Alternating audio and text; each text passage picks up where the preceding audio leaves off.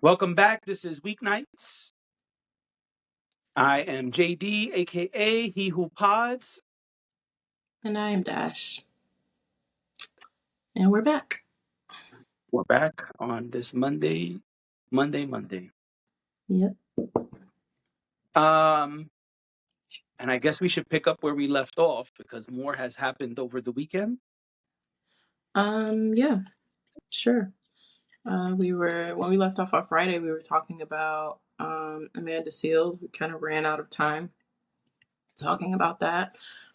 So we Mhm. we spoke about Shannon Sharp's lack of interview skills.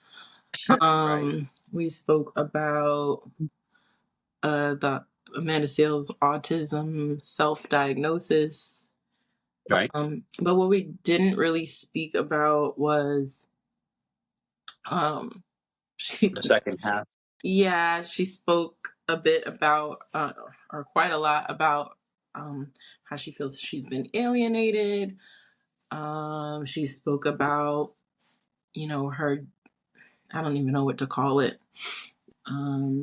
Her conflict, I guess, with Issa Rae and her publicist. It seems like the Right. problem is really with her publicist, not necessarily Issa Rae, but it kind of spilled over into her relationship Their with situation. Issa. So we didn't get to talk about any of those things or the fact that she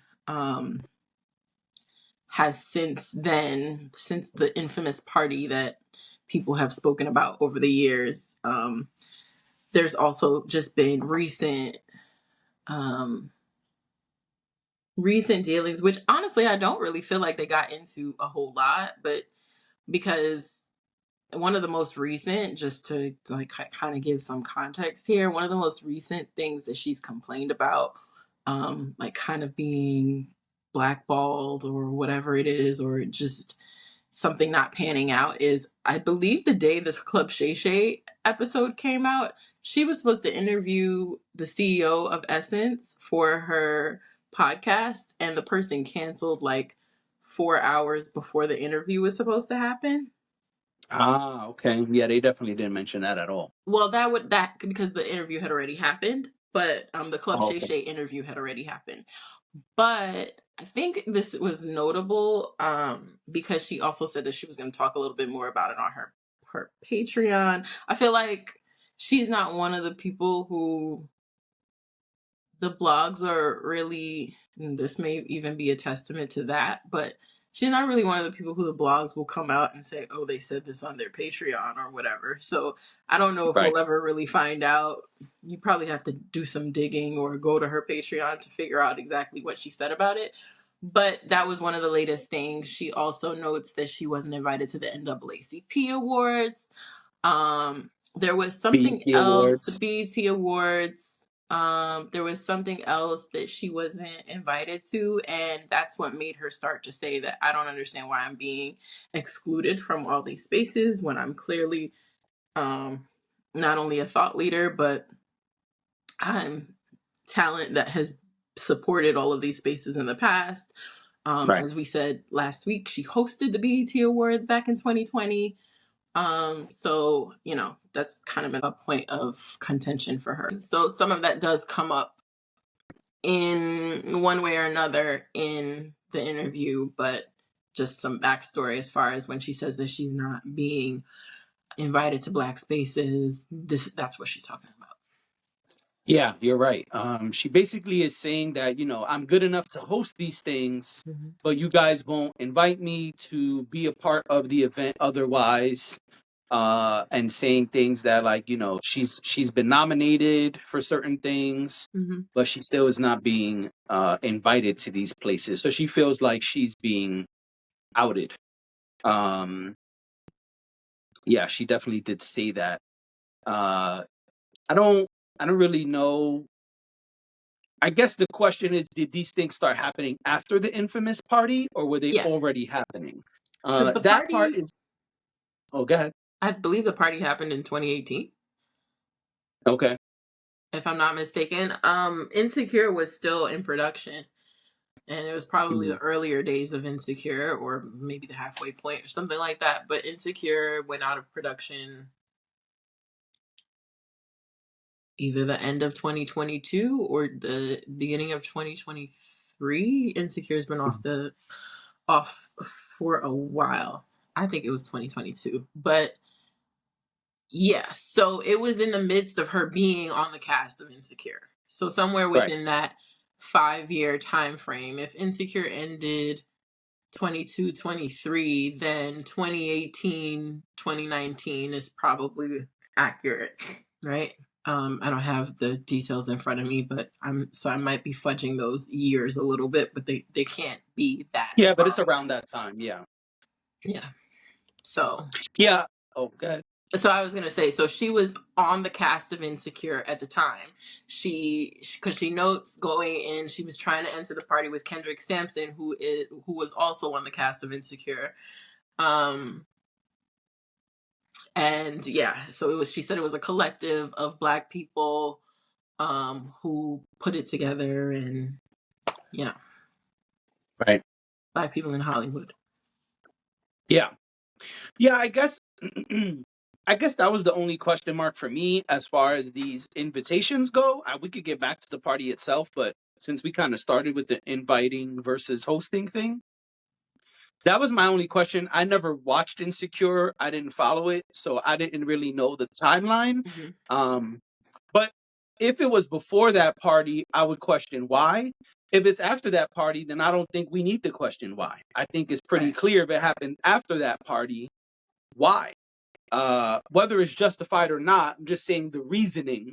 If it was after the quote unquote infamous party, then I can see why. Because clearly some things that stem from that party and the rumors that started after would be the clear reason why.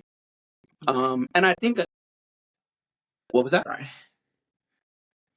Oh, I thought you said something. And I think also maybe even if it's not the rumors, but just some of the eyewitness accounts of what happened at that Hmm. party, because it don't have to be a rumor. If I saw with my own eyes X, Y, and Z, Right. when it comes time to be part of this other thing, Yeah. it's very easy to say, hey, I don't know about those rumors, but here's what I witnessed that made me think maybe she's not a good fit for this event that's coming up.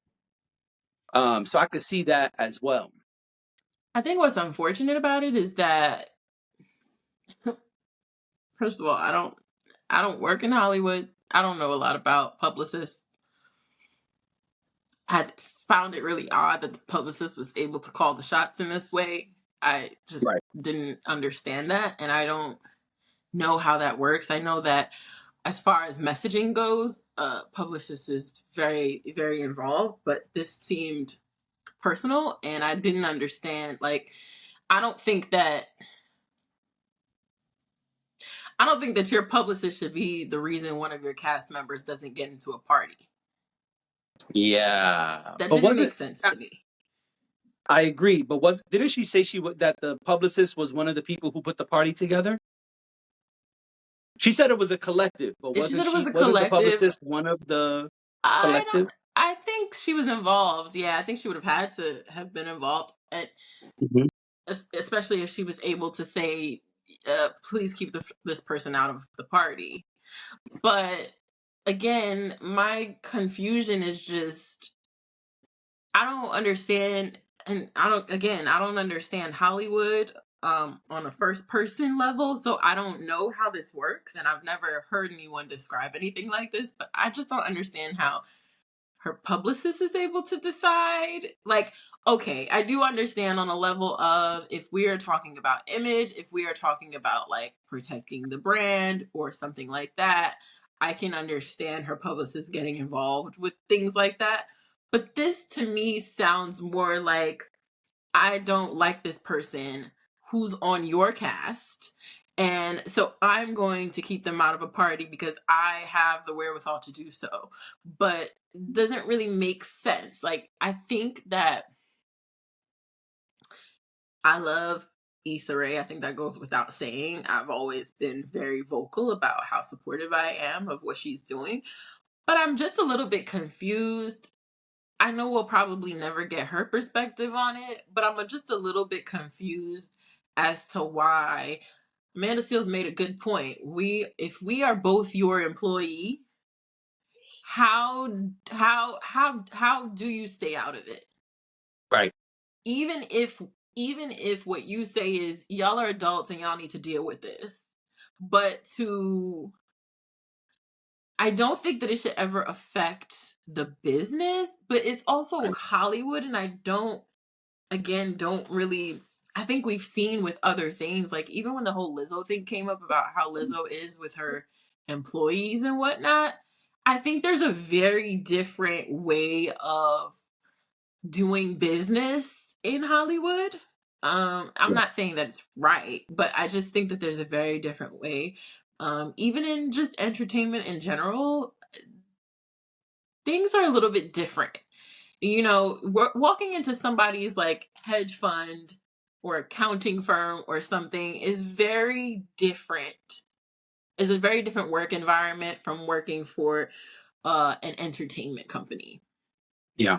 So I don't understand exactly how this works in terms of who gets the say in what, but I do think that if it was an issue, because there's a point where she says that Issa does jump in to say, is this going to affect work on set? But which is a good question coming from the boss, but then then that needed to be managed a little bit.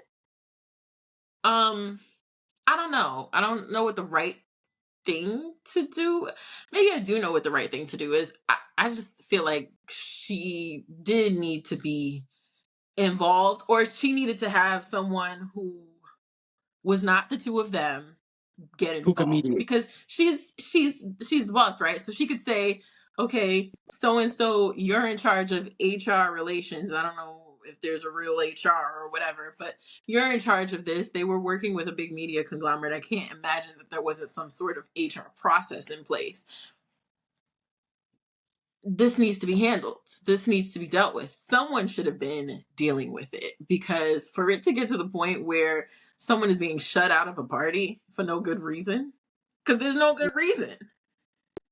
And then what it did in the media, I don't want to spend too much time on this, but what it did in the media was it gave the perception that Amanda Seales was like some sort of hanger on, and that she was trying to get into a party she wasn't invited to. I remember when this happened, and it was like a big story everywhere that Amanda Seales is trying to get into a party she wasn't invited to, and and they're telling her to leave and she won't leave. And when you hear the story from her perspective, it's very different from that. Or rather, it puts some of that into context. I agree with the second one. And, well, because she was invited to the party. According to Yes. her, she was invited to the party. So it's Yeah, she gave incorrect. names. So the reason I say that it's not how it happened is because it's incorrect to say, if what she's saying is true, it's incorrect to say she wasn't invited to the party. And I Right. remember when this happened, that was what people were saying. She Right. But was she did invited. refuse to leave several She did times. refuse to leave. Yes, that's true. But when you put it into context, I might have handled it a little bit differently. Yeah. If you tell me to leave, say no more. Because why am I sticking around? This is uh it's a humiliating experience as it is. So I'm not going to stick around to continue to be humiliated by nonsense and by someone who thinks they have the power in the situation. Because Amanda Seales did not lose her job. She did Right. not.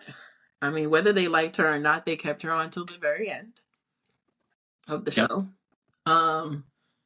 So I don't know, that party thing, but I do think that party thing is a little weird, but I do think that it did create some sort of snowball effect. And after that, there's a lot of things that happen. Now, I'm not saying that one is a result of the other, but I do think that maybe There was a lot of chatter after that. I think that maybe, she starts then publicly speaking about certain things, and that may have been an issue. And hey, Issa Rae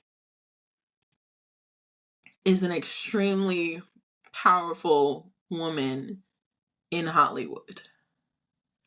Issa Rae is an extremely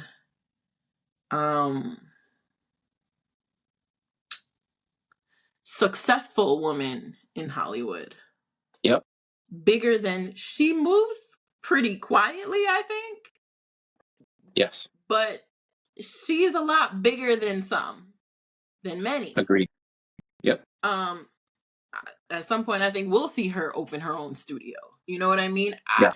Absolutely. And I think that's the road that she's on. That's the trajectory that she's on. And she's done a lot of that stuff already. A lot of that is already in place. So there's a world where Issa Rae has a problem with Amanda Seales, and it affects Amanda Seales day to day in Hollywood. Yeah. I don't know that that's true, but I think there's a world where that could happen. Yeah, I agree with that. Going back to this party, Yeah. there were a couple things that were weird to me. She says she tried to leave after being denied. Janet Jackson's bodyguard, I believe it was, saw her and was like, "Nah, girl, you got to come on, we going in together." And then she was denied. And then the third time, she actually did get in because one of the other people, I don't remember his name, but one of the other people who did help put it together was able to get her in, even though, again, it was said she's not supposed to be in here. So she got in. Cool. I'd have left already. I'm just speaking about me personally. After the first, you not getting in, I'm just out. Like I'm going home. Right. Janet Jackson's bodyguard, cool that we're friends, but it's already been dramatic. And being that in that moment, you know what kind of shit could happen and how sensitive these Hollywood relationships are, probably best to leave. But she didn't leave. All right, cool. You got in. The other person who helped put it together got you in. Cool. You get into the party and you're immediately asked to leave. Why you didn't leave? Clearly they didn't want you in there. So you say, well, who wants me to leave? They say, all right, we're going to find out. We'll be back. She complimented the guard. She said the security guard was a cool brother. You know, he didn't want any drama. He was just trying to do his job. He seemed to be very respectful, all these things. He came back and said, whatever the publicist's name is, Victoria, Vanessa, I can't remember, but something like that, and said, she's the one who wants you to leave. She still didn't leave. She says, well, she's going to have to tell me her motherfucking self. She's going to have to come here and tell me herself to my face. You see, this is what starts these things of you're difficult to work with and all of this stuff. Are the rumors cool? No. Same as when I said it was messed up if this is true, what they did to Monique. It creates a similar situation. But you didn't do yourself any favors by staying once they said, hey, this person who's also an organizer of this event doesn't want you here. They've asked for you to leave. That was the time to leave. Not to say I'm going to stand on business. They need to come tell me to my face. Yeah, So, all of that wasn't necessary. I think that you also lose your peace at that point. Like it's not helping you to stay there and do what exactly? Have a fight? Because that's essentially what it could have led to. So right. So, okay, cool. At that point, people pay attention. So she starts saying after that, now it's a commotion. Now people are watching. Now 4 guards come to remove me. But you could have avoided all of that. And so that is where part of the problem comes. Because saying this person need to come tell me to my face, well, that was a difficult situation. You made the situation difficult by doing that. I agree with you as far as the publicist goes. It seems like the publicist for some reason had a long-standing problem with Amanda. based on Amanda's story. We don't have the publicist story, but Mhm. based on Amanda's story, it does seem like, hey, this person don't like me. I don't know why. And she tried to be proactive. I give her credit for that Mhm. because she says before the party even happened, she went to Issa Rae and said, hey, I think there needs to be a conversation Mhm. with you and the publicist because it seems like she has an issue with me. If I remember correctly, that was before the party even happened. Mhm. And Issa said, nah, I'm not getting involved. And so it seems to me also that she tried to be proactive and avoid some of these things. So I think we got to give her credit for that. But Right. I also think I agree with you. Issa didn't handle it properly because if this person Mhm. comes to you and says, hey, it looks like this person has a problem with me who's also your staff, then yeah, I agree. Maybe there wasn't an HR person. I don't know, but there needed to be some kind of mediator between the two ladies, right? Where we could say, okay, person A got a problem with person B. We got to figure this out so we could move forward. But she didn't do that. And then after the party, when it became a bigger problem, now she says, well, you and her need to speak and figure it out. We got to sort this out. But then she said she only got a call from the one person. No Issa, no mediator. I don't know how that's going to go well. Uh, and it seems like, again, based on Amanda's story, that the publicist wanted smoke because she said, hey, I have a problem with you. And Amanda says, she said, okay. She said, you don't want to know why I have a problem with you? She said, no, and hung up the phone. I could see, one, how the person who got hung up on would think that that's rude. But on the flip side, I could also see Amanda's side where there's nothing left to really talk about if you got a problem with me and I don't got a problem with you. Yep. Because what more is there to discuss if it's a one-sided thing? Well, I mean, at that point, it's just a you thing. But the person kept calling back and kept saying, kept trying to egg Amanda on, it seems like, based on Amanda's story. And so finally, Issa Rae did get involved, but not really at that time, because you just had Homegirl call me. That didn't really change anything. And so now it created a lot of contention, it seems. And say whatever So it you want to does. say. Sorry. I just wanted to say whatever you want to say. Like, if, okay, this phone call happens. I Mhm. did it because I don't like you. Okay, what else? You don't want to know why I don't like you? No. But you didn't try to, like, you wanted it to be a back and forth. You could have just said, hey, there was that time where you ignored me and acted like you never met me before or whatever it is, and I didn't like that, and ever Mhm. since then I really don't like you, so this is this is what it is, and this was some get back for that or whatever. But to I understand that people like try to, I don't know, mind trick you with silence sometimes, but this was not really a this was not the moment to do that. Right. This was the moment to just say whatever you had to say, and then maybe we could engage in a dialogue. But to just like ping, ping, ping, wait for what? What do you, what is, it seems manipulative to be Yeah. honest. And No, it seems I like it agree. backfired. Um, Or not. Well, I think it did. I think it backfired on the person who did it because she thought that she was going to get some sort of back and forth, some sort of dialogue, and she wasn't given one. And she clearly didn't like it when she had to like almost beg to give her spiel. But you should have just gave it in the first place. But you tried to Right. play games with this woman, and that's why you got nothing from her. Yes, there people who would have engaged her and been like, "Well, why you don't like me?" But no, not everybody's gonna do that, and not everyone should. So I don't Yeah, I agree with that part. When I said or not, I'm saying that because it seemed like once it became a one-on-one phone call, know. Uh-huh. it seems based on Amanda's story, like the agenda of the publicist was, I'm gonna go back to Issa and say things didn't go well. Right. because you, based on Amanda's story, this person didn't call to resolve a problem. They Right. called to egg somebody on and Right. report back and say, "Man, I tried to talk to Dash, but it didn't work. Dash was just difficult. Sorry, Issa." So they Right. still were able to go back and do that. That's why I said or not. But yeah, you are right that they didn't get to have an argument or whatever like they wanted to. Um, but really, I think this is sad because this some real like catty nonsense, for lack of a better term. Like, Feels you very don't like like somebody, so playground. what? Like, what was that? I said it feels very playground. Yeah, like this was so immature and weird based on Amanda's story. I mean, again, we don't have anybody else's account. We can only go off of her story and what she said, but it just seemed like some real immature, silly nonsense.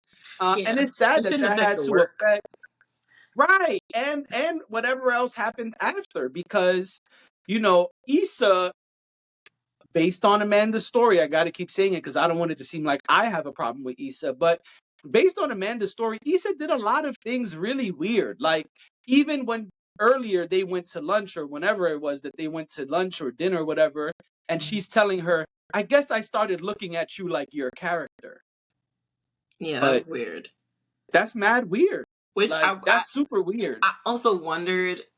We'll never know, right? And I'm not trying to Did call. she purposely write that way? No, I also wondered, and I'm not. I'm not calling Amanda a liar by any means. That's why I say I guess we'll never know. But Issa has always said that people look at her as if she is her character, mainly because their first names Ah, are the same. okay. On Insecure, Issa's character is Issa. Issa Rae plays Issa D. Okay. I didn't know Um, that. and it's been a running joke and just a running, conversation that the fans forget that Issa Rae is not Issa D, and she plays a character, and she has said, I think she's even said, like, one of her biggest mistakes was making her character the same name as she has in real life. Now, the reason I bring that up is because when I saw this, when I saw Amanda Seales say this, I did think to myself, was that a joke? Was that meant to be a joke when Issa said it? I'm not trying to defend her, and I'm not trying to say that Amanda is wrong or she's lying or whatever, but I wondered, because of the backstory, I wondered, could that have been a joke? And Got it. maybe it was a bad joke, but I just wondered if it was. So, like I said, we'll Okay. never really know. We weren't Right. there, you know. Um, but yeah, I do think it's a weird thing to say. And even if it was a joke, it probably wasn't the right time to make the joke. Right. Um, because there's also that. So I don't know. I'm kind of glad that Insecure is over. Mainly because I feel like Amanda Seales needed to get out of that situation. And you see, like, the Clearly. cast members hang out and whatever. They see each other. I mean, not often these days, but they meet up, and they seem to all be cool with each other except for her. She's never around when the group is together. Well, yeah, and she said that. She said after a while, she just wasn't talking to anyone on set. Right.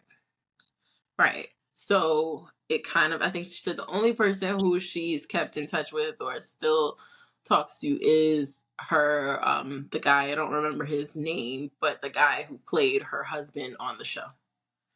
Okay. I think they're very close. But I think moving on from just the Issa Rae stuff and the publicist stuff, I think that Amanda Seales, I don't think that Amanda Seales should have done Club Shay Shay. Me either. Apparently she is the one who, I think we said this on Friday, she's the one who asked Shannon Sharp to be on Club Shay Shay. And then I know in the last couple of days she's come out and said, because maybe people have asked this question too, why did you do this? And she said because she thought it was a safe space. I don't know why she thought Club Shay Shay was a safe space. I don't know why if she was looking for a safe space, that was the place she felt she should have gone. To me, that seems a little misguided, or like we're not getting the full story, because You went on Club Shay Shay for it to be a safe space now? Let me just, if the Essence CEO won't let you interview him, if places like BET won't invite you, Mm-hmm. I do understand that maybe the options are limited, but you thought Club Shay Shay, where Shannon Sharp don't even know how to run his show, was a safe space? So apparently that's not the only place she reached out. Okay. Uh, so she spoke since this episode came out. Shannon Sharp spoke since this episode came out. Mm-hmm. This weekend on the Joe Budden podcast, Joe Budden says Amanda Seales and her team reached out to him as well, and the word is basically she was trying to find a black media place she could go and speak her piece. So Joe says he said no. Although he would love to interview her, he told them he's not sure it's worth it for him. And he basically said this is exactly what he means because he's This happy meaning that she what? was able to go. Huh? Oh, I was saying this meaning what? He said everything that's happened since the interview came out because she went on Club Shay Shay where she went and asked to go and basically has bashed Shannon Sharp since. And said it wasn't a safe space. He was combative, and she said a bunch of things about him, which I'll get back to that in a minute. But Joe is saying all of this stuff that's happening afterwards, which he obviously had no way of knowing would happen. Mm-hmm. He just said he felt like this type of stuff is why he declined the interview because although he would like to talk to her, look at everything that kind of comes with just even sitting with her. He said, could you imagine if it was me and her alone on camera? Like, it probably would have been a shit show. So I say that to say, Joe's opinion, I don't really care about. I only say all of that to say, it seems like she was reaching out to multiple media sources to see where can I go, who will accept me, I just, not about it being a quote unquote safe space. well, right, because I was just about to say, like, no knock to Joe Budden, and that wasn't a knock to Shannon Sharp either. I just don't see the connection there. But I don't know why you would think the Joe Budden podcast would be a safe space. Right. It's not. It's not. Yeah. That's what I'm saying. I don't think it was about safe. I thought it, based on what he said, I mean, if that's what what she he's said. saying is true, I know. And that's what I'm saying. If what he's saying is true, it paints a different picture. It seems like you just was trying to sit with anybody black who would have you, not anybody black, but any black media outlet that would have you and welcome you. That's what it seems like based on what he's saying. Is That she that safe gave here? more context. Huh? Is she safe here? Is she safe here? If Amanda Seales want to come up here and chat, I will gladly have our first weeknights guest and let her come roast me because that's what it would be. Because what I have to say, well, she's not Okay. going to be happy when she comes here. Because what I Okay. will say is she has contradicted herself multiple times because she did the interview and Mm-hmm. said when they hugged, it took a while for me to warm up and feel safe.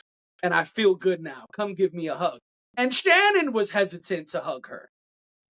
He was the one that was like, no, no, no. I tried to give you a dap. When you got here, I tried to hug you. You wouldn't hug me. Then I tried to give you a dap. You wouldn't give me a dap. Now you want a hug? I don't know. And he even looked around like, is this a good idea? But he hugged her at her request. Then you leave and say it wasn't a safe space. He contradicted me. He Mm-hmm. tried to be combative. All of these things. You basically shit on him. Right. Then you go on your podcast because I saw a clip where she's saying she watched the episode. Mm-hmm. And after seeing the episode, she sees how she could come across as combative, how she could come across Yeah. as argumentative. She says all the things that people are saying about her and then says, but I don't think that's true. Wait a minute. Hold on. You see it, but you don't think it's true. Which Well, one is it? She said what she's saying is I could see how y'all could think that even though that's not what it is. If you could see something and say, hey, I could see how people see this, then that there's probably some truth to it. One, and two, you probably have some work to do. We all have It work feels to very do. That's Kanye. not an offense to her. But if I watch Weeknights back and say, man, I could see why people say I'm an asshole. Man, I could see why people say I'm aggressive. Then you probably got some work to do. I probably have to fix that if I want to fix it. If I don't want to come across those ways, then there's probably some time to, get to work on how can I not come across this way. If you give a fuck.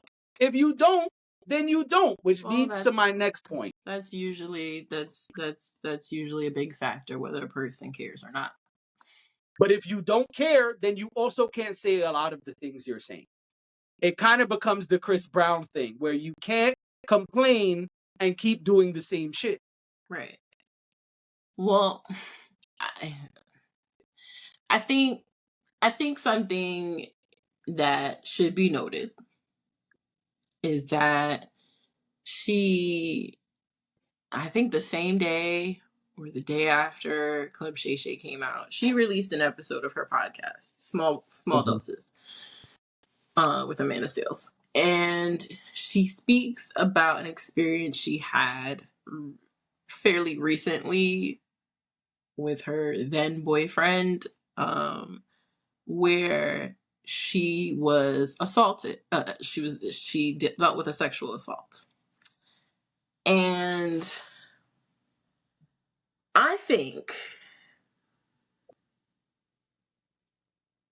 I think maybe this is a time where I'm not saying she shouldn't go on her podcast. I think her podcast is probably very healing for her in some ways. I feel like as a podcaster, like sometimes you just like this is an outlet in itself.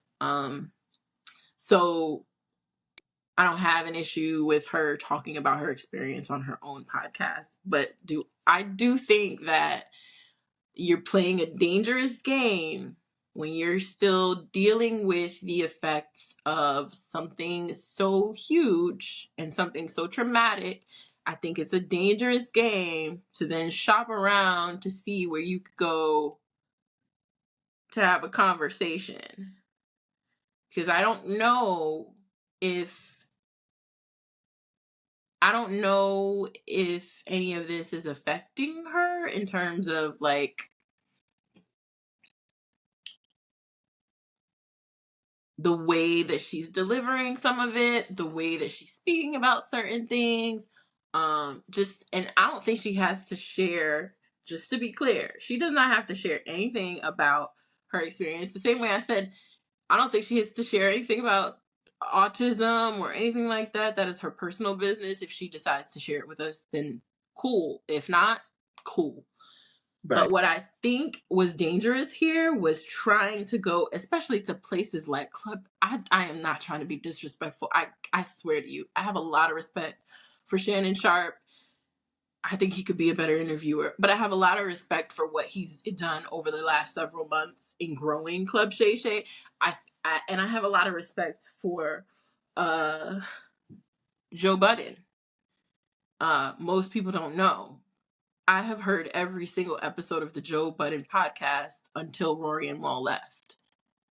I heard every single one. When I Mhm. first had an interest in podcasts and podcasting, that was one of the places I went to. And it's not the only podcast I did this with, but this is one of them where I went back and I listened to where they started all the way through to where they were, because I don't listen to it consistently now for reasons that we don't need to get into. But Right. so it's not to disrespect them in any way, but as a Black woman who is struggling with certain things and is having issues in Hollywood, and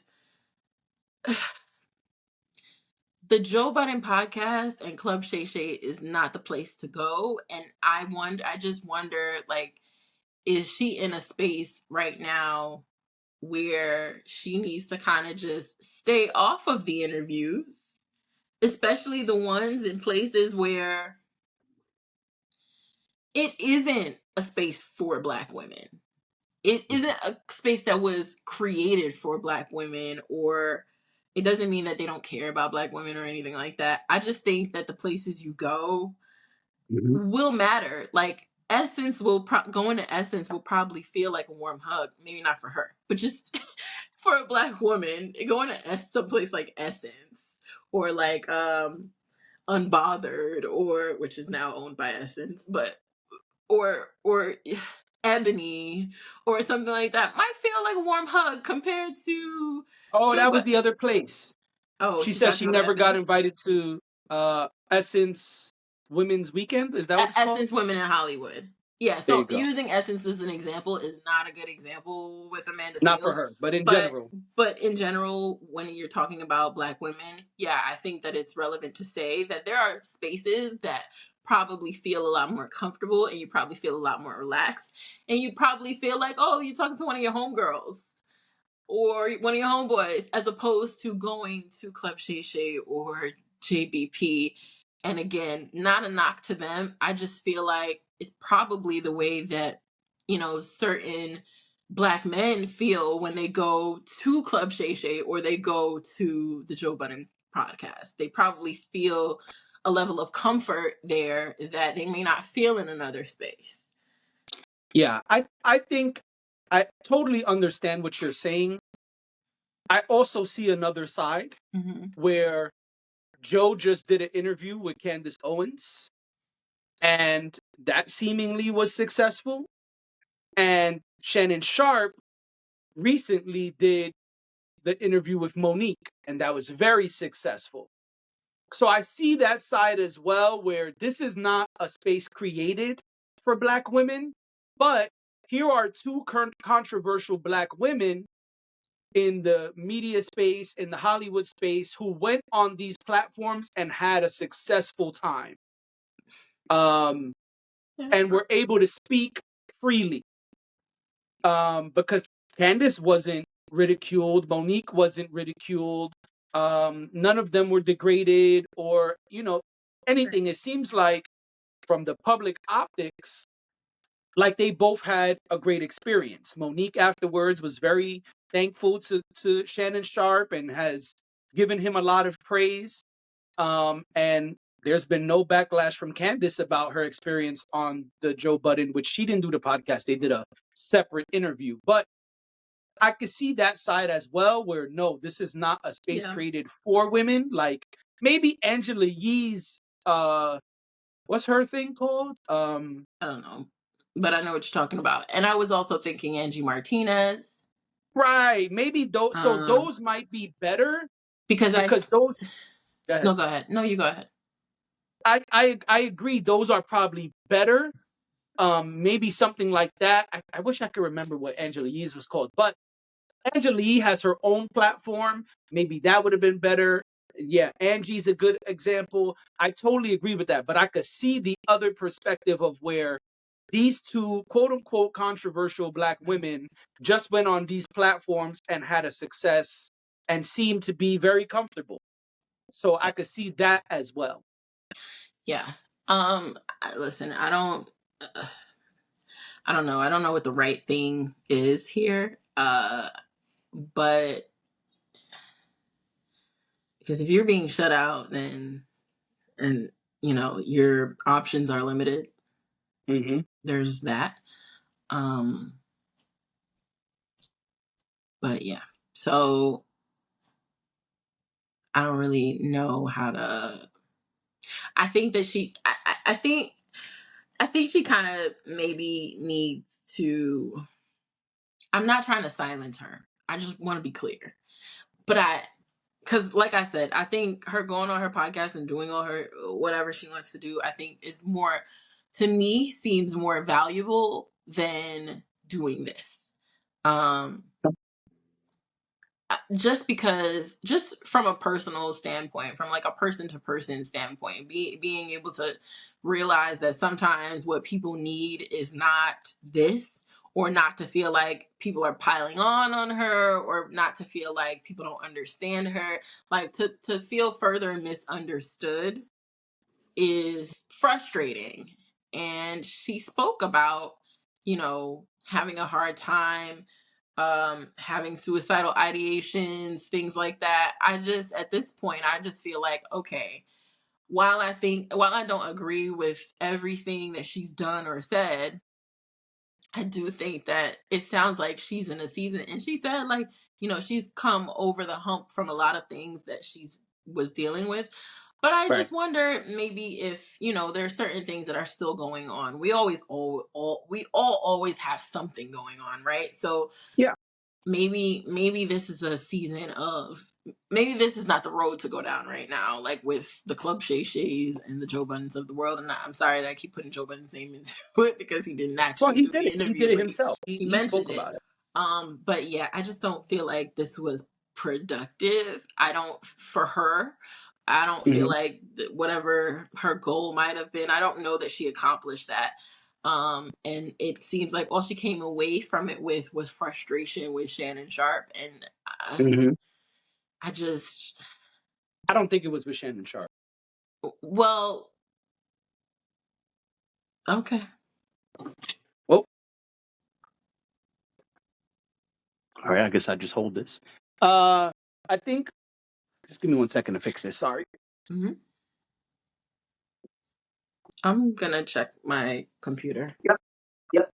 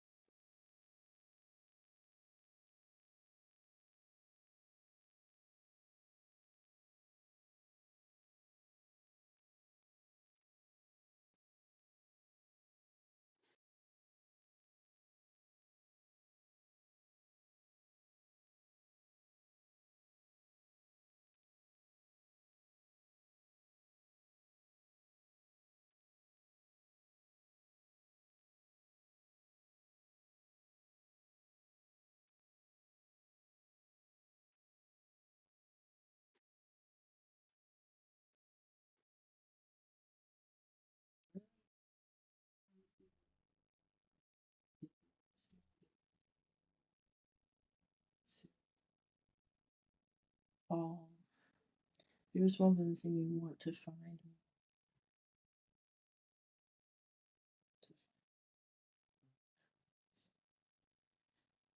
Okay.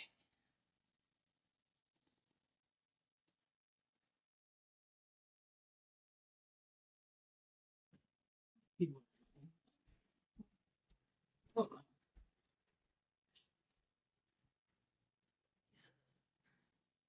We have a normal call today.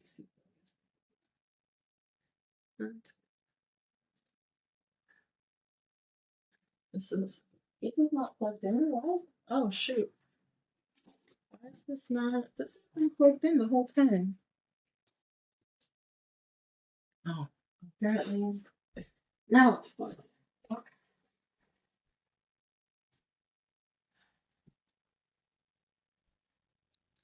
Sorry about that. No, it's fine. It's my fault too because this thing fell. Um, I was saying I don't think it's about Shannon Sharp. Um, I know that she's bashed Shannon Sharp since then. But I think because even in the interview, she was saying that what the internet says has greatly affected her mental health. Mm-hmm. I think she had a good experience and left, but the internet backlash is what has caused some of the things that we're seeing. Yeah. Because if you look since then, this is my opinion, not a fact. This is my opinion. If you look, what was one of the main takeaways since then? The autism thing. She went live twice to talk about it, then put up the post we read on Friday. Mm-hmm. And it was only after she did all of that and received more backlash that she said, "Oh, I went and watched it," and yada yada yada. Mhm. So Yeah. my opinion is this was not about Shannon Sharp. Mm-hmm. This was about the internet backlash. Mm-hmm. And I also one thing I do agree with what you said is um maybe it is a better time to work on healing Mm-hmm. and not doing public appearances of this sort because and because I can understand that. And also if you are, maybe you got to take some time to find a place that can understand like your quirks and some of the things that you are tying to the autism, because when she was speaking I can understand a lot of what she was saying about being very literal, not understanding certain things the way other people do. And so maybe you need to go somewhere, I don't know where off the top of my head, but maybe you need a space that does understand those things and is not going to ask you 7 questions about racism and is not going to ask you 7 questions about autism. 7 is a random example number. Right. That racism thing was weird. Not for her, for him. It was just Well, like, he also had a point with the teacher thing, not with everything, but with the teacher thing. Yeah, most teachers, most adults don't want to be corrected by kids. I totally understand that. We are younger than Shannon Sharp. When I worked with kids for many years, and is really about the perspective of the person that's being corrected in those instances. Because many older people don't want to be corrected by kids. They feel like, hey, shut the fuck up, adults are talking. I get that. So, Sorry. no, it's fine. I was just saying with that one, I understood why he was asking and why he was saying that. Um, Especially because her story didn't necessarily seem racially motivated. It just seemed like an older white lady who didn't want you talking. Yes, you were the only person in the class who was black, and yeah, you had great grades and all this other stuff. But it doesn't mean an old any color person wants to be corrected by a child, especially when they're the leader in that setting. So I don't think either one of them is wrong. It could have been racism. We're not there to know all of the things that happened. But I also see that based on her story, yeah, maybe it was just an old adult who doesn't believe kids should be talking out in that way. Even working with kids in after school programs and shelters and summer camps, I've seen stuff like that. Yeah, I understand that part of it. The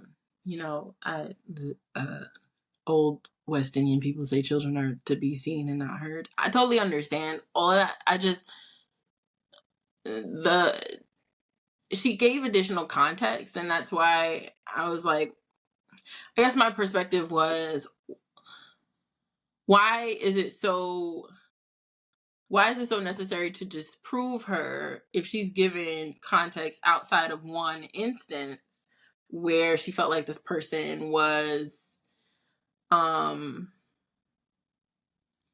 where she felt like this person was something about this person and the way she dealt with her was racially charged. The only reason I say that is because uh, I don't know about you, but I know for me, I've been in many classrooms where I've been the only one.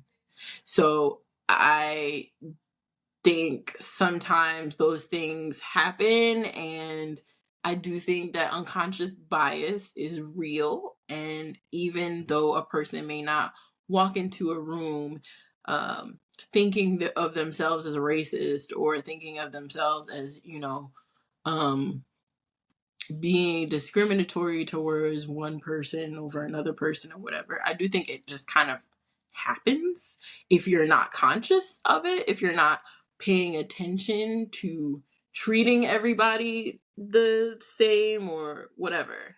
Um, so I don't know. I guess what I'm saying was weird is that I don't know that he needed to like, I think if that was her perspective, you asked the question and it was asked and answered. I just feel like he was like really trying to like get her to agree with him. And I Mhm. think that that's where this interview went wrong multiple times, where it was like an interview, and that's, he says like he's not trying to be a journalist or whatever, so there's that. But I think what can be frustrating not only for the guest but also for us as an audience is that when he'll ask things and then he'll like want to, like, he almost tries to like convince the guest of what he thinks about something. And it's, I think you have to be able to read the room. And I think that has worked for him with other guests, but I don't think that with this particular guest it worked. And I know this podcast is not here to critique Shannon Sharp, but I'm just saying it because I think that it matters in the context of what we're talking about. It Um, does. I think that's part of the problem, that that's why it was weird, because it was just like, okay, she answered you, she told you what her perspective was, and even if you don't agree with her, why is it so important to you to get her to see what you think about the situation that you weren't even there for? Yeah. I totally understand. They both got stuck at different points on different things, and it created a lot of tension during the first half of the interview. He says, I'm only saying to what he said. He says he was trying to just offer a different perspective, not invalidate her experience. Whether he's right or wrong, whether that's truly what he was trying to do or not, Mm-hmm. it did come across really weird Yeah. because I don't know whether he was trying to convince her or not, or offer a different perspective or not. But what I do know is it was weird and it created tension. The same thing with the autism thing. Um, they both at certain points were stuck on things, it seemed like, where he wouldn't let certain things go at one point, at another point she wouldn't let things go at a certain point, and they both were Mhm. visibly frustrated Right. with the situation. And that's not good. Also, I want to say Shannon got to shit or get off the pot because he keeps saying he's not a journalist, but you keep doing interviews. So you got to figure out what you're going to do. Yeah. Yes, we all have an interviewing style and we all want to work on our interviewing style. There's no problem with that. But you can't keep using this excuse of, yeah, but I'm not a journalist. Okay, you're not a journalist, but you're sitting down with 8 million people, exaggeration, to do these interviews. You saying it's a drink and a conversation, but that's marketing. Because when the tense moment came, what did you say to her? Hey, you know what? This is your interview. I'm going to just stick to the cue cards. The cue It's an cards that were interview. wrong. Yes, absolutely. And he didn't listen well. And this is what I'm saying. So you're saying things in the interview that involve journalism, that involve you and your team doing some research. Yeah. If you are wrong, that's fine. But then you have to say, hey, you know what, guys?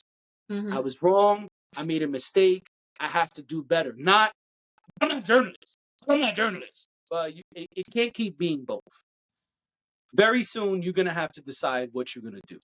But it cannot be both because this excuse of I'm not a journalist, I agree, it's an excuse. He can't keep using it. No.